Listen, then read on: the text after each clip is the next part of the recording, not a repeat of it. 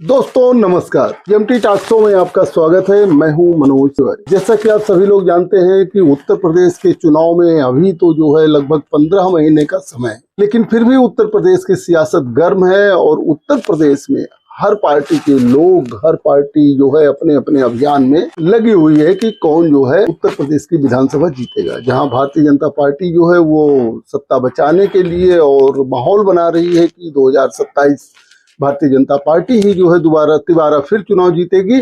वही जो है इंडिया गठबंधन, जिसको जो है उत्तर प्रदेश में समाजवादी पार्टी लीड कर रही है, उसको पूरा भरोसा है कि जो है उत्तर प्रदेश की सियासत में 2027 में जो है वो इंडिया गठबंधन की सरकार बन जाएगी।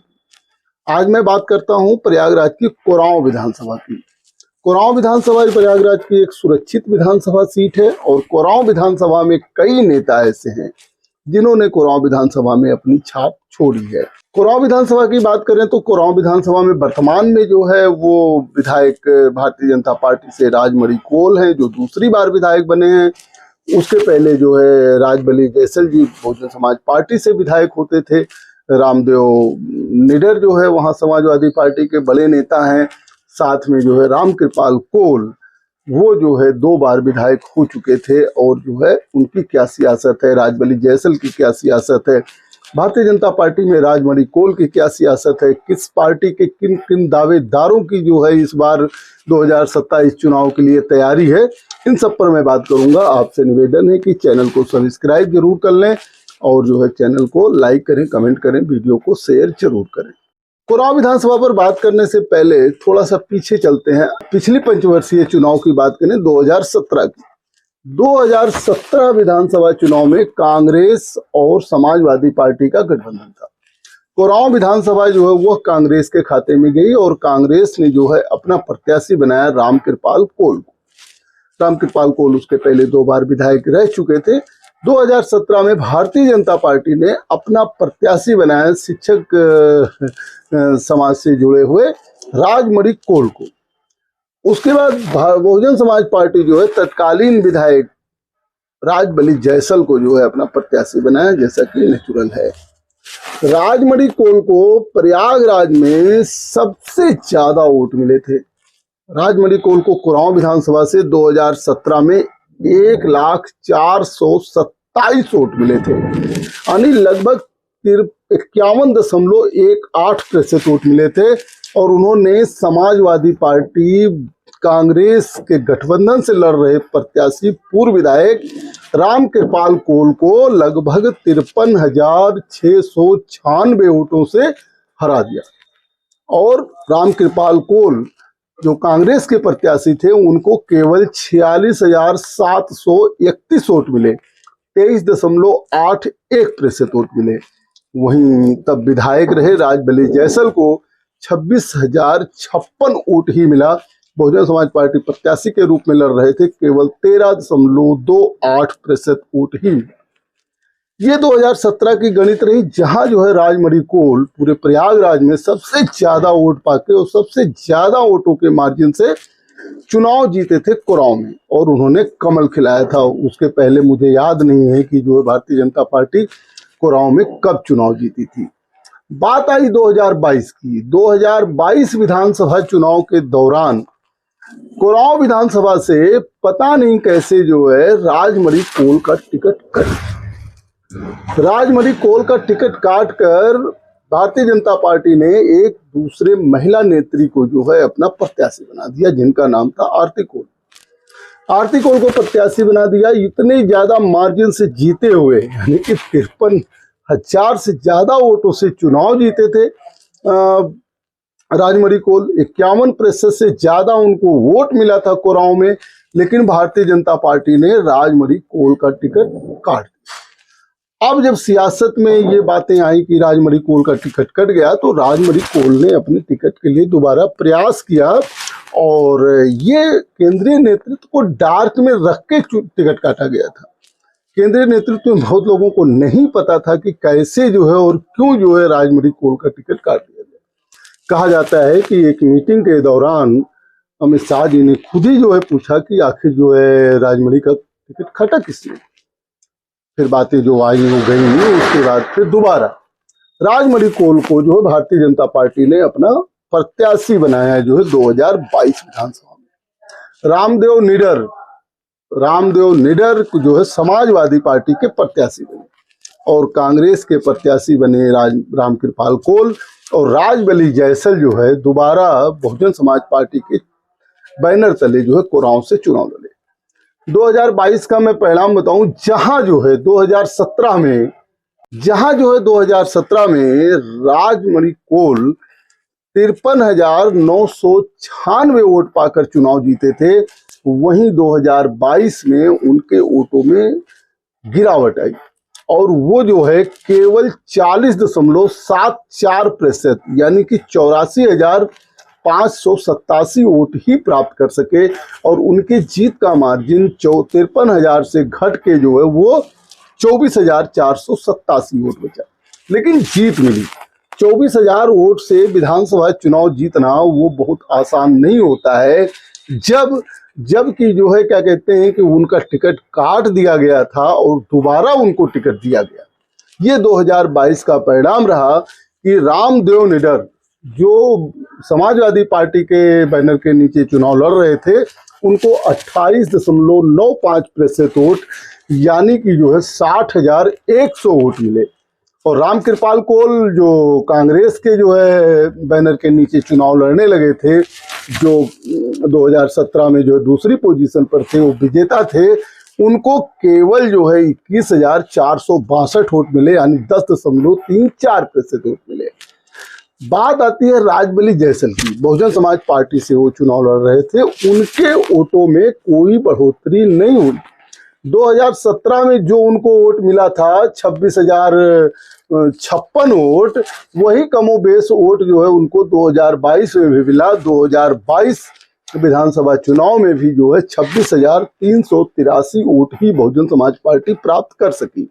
जैसे लगता है कि बहुजन समाज पार्टी का यह बॉटम वोट हो कि 2017 में जितना वोट पाई थी बहुजन समाज पार्टी, उतने ही वोट जो है 2022 विधानसभा चुनाव में राजबली जैसल जो है वो फिर तीसरे नंबर पर रहे। बहुजन समाज पार्टी तीसरे नंबर पर रही और उनको जो है 26,383 वोट मिला। ये तो 2017 विधानसभा चुनाव और 2022 विधानसभा चुनाव का जो है संक्षिप्त विवरण रहा, जहां जो है 2017 में राजमणि कौल को जो है 1 लाख से ज्यादा वोट मिले थे, वहीं उनका वोट 2022 में घट गया और 84,587 वोट पाए।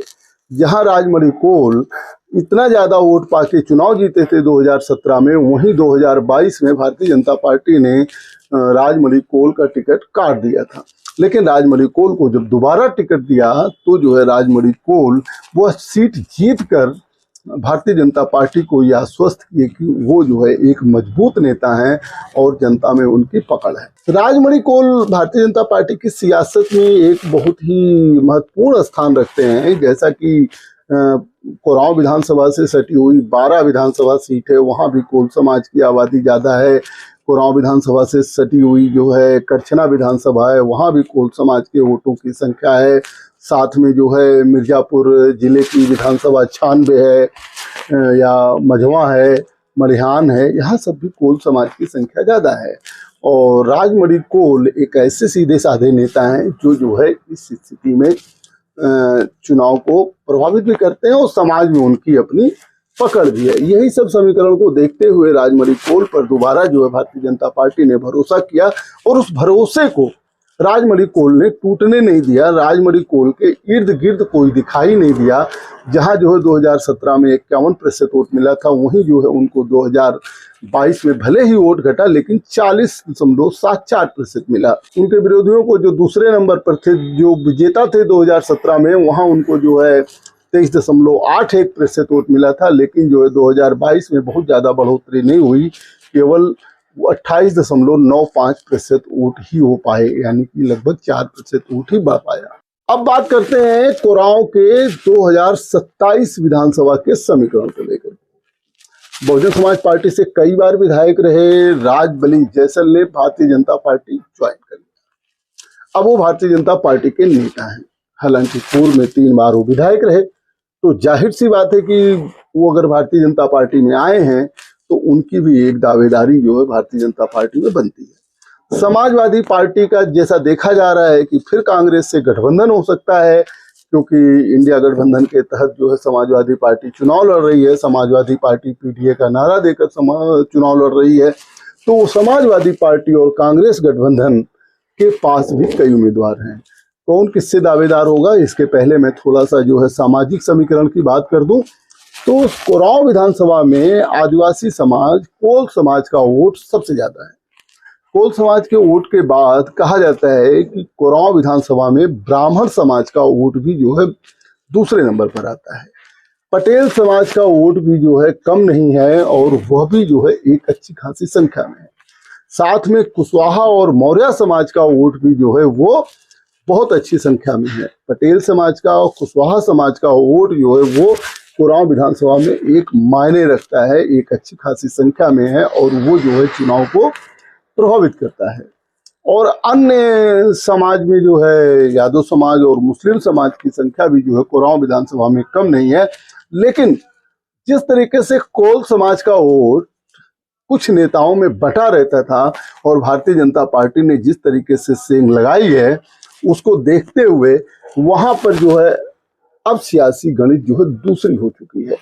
इसीलिए जो है तमाम ऐसे नेता जो भारतीय जनता पार्टी से भी दावेदारी कर रहे हैं और तमाम ऐसे नेता जो है वो समाजवादी पार्टी कांग्रेस से भी दावेदारी कर रहे हैं। दोनों ग्रुप के नेताओं को लगता है कि जो है हम अब की बार 2027 में फिर से विधायक बन सकते हैं या जो है कोरांव की सत्ता को छीन सकते हैं भारतीय जनता पार्टी से। बहुजन समाज पार्टी का जिस तरीके से दो पंचवर्षीय चुनाव, चाहे जो है वो 2017 का रहा हो, चाहे 2022 का रहा हो, वह बहुजन समाज पार्टी का वोट अपरिवर्तित रहा। यानी कि बहुजन समाज पार्टी किसी नए लोगों को जोड़ नहीं पाई। हालांकि राजबली जैसल बहुजन समाज पार्टी के नेता रहे, उनके पास ये पोटेंशियल था, उनको लोग मानते थे। लेकिन जो है बहुजन समाज पार्टी के जो उनके सपोर्टर थे, कहा जाता है कि वो बाद में इसलिए दूसरे दलों में चले जाते थे कि फला के चक्कर में फलाना जीत जाए। हालांकि ये राजनीति में होता है और नेता लोग अपनी संतुष्टि के लिए भी ऐसी चीजें कहते हैं। लेकिन बहुजन समाज पार्टी के साथ कभी जो है कुशवाहा समाज पूरा रहता था, पटेल समाज पूरा रहता था। राजबली जैसल का जो व्यक्तित्व है उसके तहत ब्राह्मण समाज बड़ी संख्या में जो है वो राजबली जैसल का साथ देता था। लेकिन 2014 लोकसभा चुनाव के बाद समीकरण इस तरीके से पलटे कि पटेल समाज जो है पूरी तरीके से भारतीय जनता पार्टी के साथ आया, ब्राह्मण समाज पूरी तरीके से भारतीय जनता पार्टी के साथ आया, कुशवाहा समाज पूरी तरीके से भारतीय जनता पार्टी के साथ आया, कि जिसका रिजल्ट 2017 में देखने को मिला। 51.18% वोट जो है वो भारतीय जनता पार्टी के प्रत्याशी राजमणि कोल को मिला। और इसका असर 2022 में भी देखने को मिला, जहां जो है 40.74% वोट जो है राजमणि कोल को मिला। पहले मैं बात कर लेता हूं भारतीय जनता पार्टी से वर्तमान विधायक राजमणि कोल के बारे में। राजमणि कोल दूसरी बार विधायक हैं। जैसा कि मैंने पहले ही जिक्र किया कि 2017 में प्रयागराज में सबसे ज्यादा वोट पाकर राजमणि कोल विधायक बने। सबसे ज्यादा अंतर से उन्होंने अपने प्रत्याशी को, अपने निकटतम प्रत्याशी को चुनाव हराया। वही जो है राजमणि कोल के साथ भले भी सियासी घटनाएं घटी हों, लेकिन 2022 में भी उन्होंने भारतीय जनता पार्टी का परचम कोरांव विधानसभा से लहराया। राजमणि कोल एक सीधे साधे विधायक हैं, बहुत सौम्य नेचर है। मिलने पर जो है सबसे इतना प्यार से बात करते हैं कि आपको लगेगा कि हाँ यस, विधायक तो ऐसे ही होना चाहिए। और राजमणि कोल के बारे में कहा जाता है कि उन्होंने कोरांव के लिए काम भी करवाए। उन्होंने अटल आवासीय योजना के तहत जो है एक विद्यालय दिया, उसके अलावा जो है तमाम सड़कों का जो है पुनरुद्धार करवाया, नाली का पुनरुद्धार करवाया। साथ में कोरांव विधानसभा के लिए जो है उन्होंने सदन में भी आवाज उठाई, समय समय पर मुख्यमंत्री से मिल करके कोरांव में क्या होना चाहिए उस पर भी उन्होंने काम करने की कोशिश किया। कोरांव विधानसभा में राजमणि कोल के प्रति जो है कोई किसी तरीके की निगेटिविटी नहीं है। आम जनता जो है वो राजमणि कोल को जो है पसंद भी करती है और भारतीय जनता पार्टी का जिस तरीके से सामाजिक समीकरण वहाँ मजबूत है, उसको लेकर के जो है कोरांव में कहा जा सकता है कि राजमणि कोल की स्थिति जो है वो अच्छी बनी हुई है और भारतीय जनता पार्टी के प्रत्याशी के रूप में तो अच्छी है ही है, साथ में वहाँ जो सामाजिक समीकरण है जो भारतीय जनता पार्टी के साथ अभी दिखता है, इसको लेकर के देखा जा रहा है कि राजमणि कोल एक सक्रिय और एक सौम्य नेचर के जो है विधायक हैं, जिनके प्रति जो है किसी तरीके की कोई नेगेटिविटी नहीं है। हालांकि जिस तरीके से 2022 में उनका एक बार टिकट काट दिया गया था, वो शंका जाहिर होती है कि कहीं जो है ऐसे लोग, ऐसे एलिमेंट फिर ना सक्रिय हों जो है राजमणि कोल के जो है टिकट को कटवाने की जुगत में लगे हुए हों।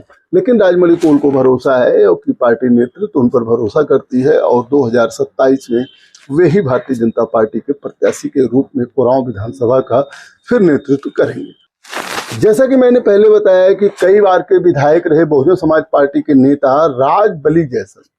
राजबली जैसल अब भारतीय जनता पार्टी में है और राजबली जैसल ने विधायक रहते हुए कोरांव में बहुत काम किए थे।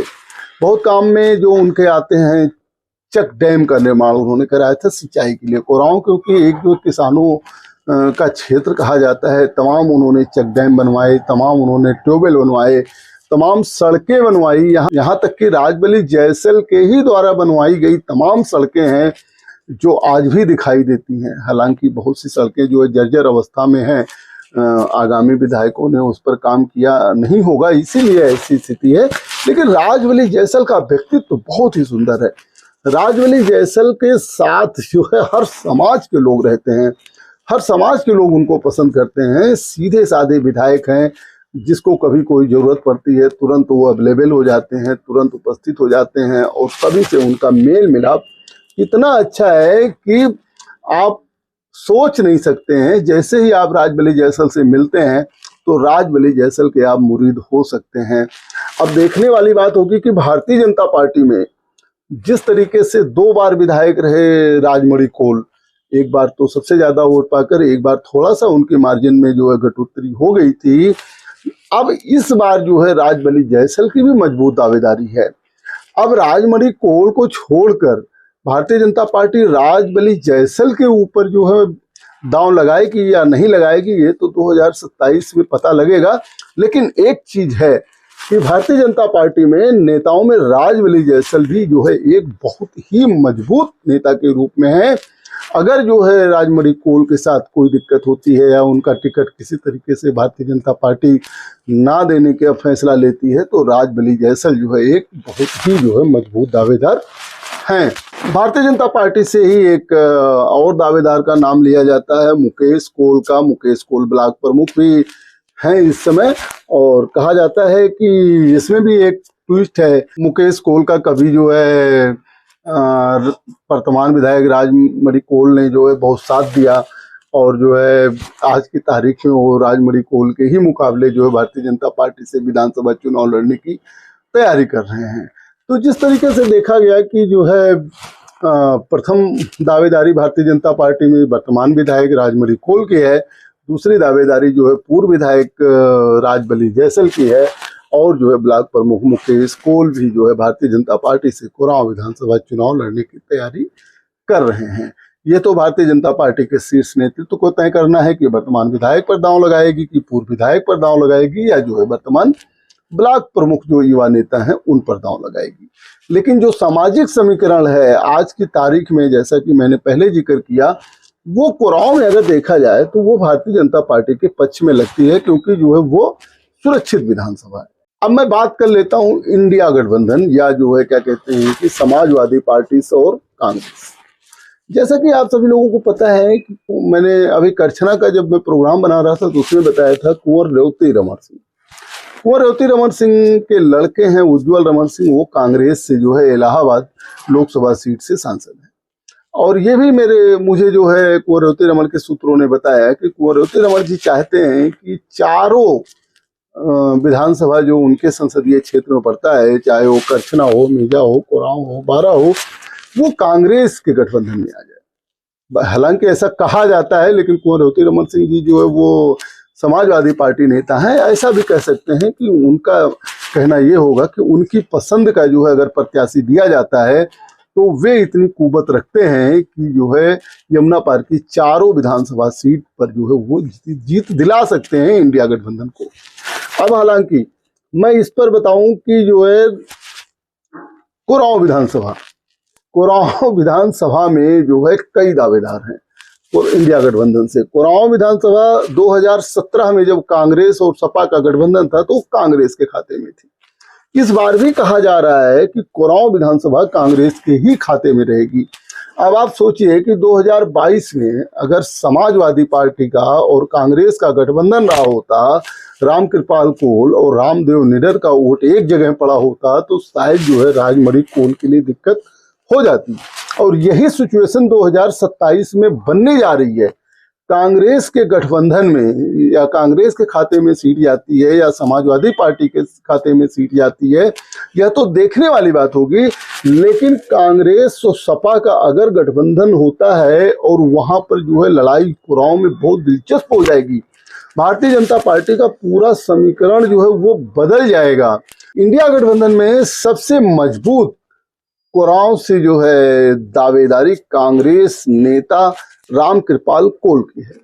वही रामकृपाल कोल जो है 2017 में उप विजेता रहे, 23.81% वोट मिला था।